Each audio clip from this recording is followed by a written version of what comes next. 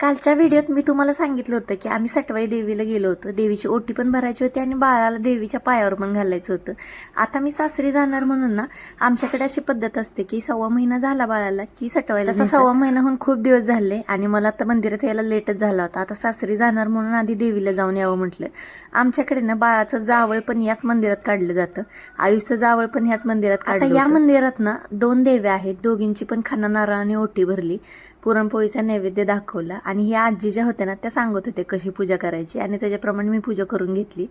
आमच्या गावाला तशी अशी पद्धतच आहे की जन्मलेल्या बाळाला जेव्हा 1.25 महिना होतो ना तेव्हा सगळ्याच मुली देवीला जातात, देवीचं दर्शन घेतात, खाना नारळ ओटी भरतात आणि मग परत सासरी जातात त्यांच्या. माझा पण सासरी जायचा टाइम जवळ येतोय त्यामुळे म्हटलं आज देवाला जाऊनच यावं.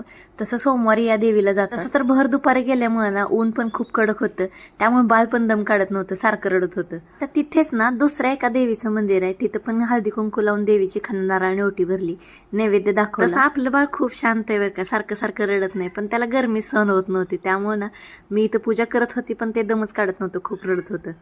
पूजा झाल्यानंतर मात्र थेट घरी निघालो कारण हे खूप रडत होतं.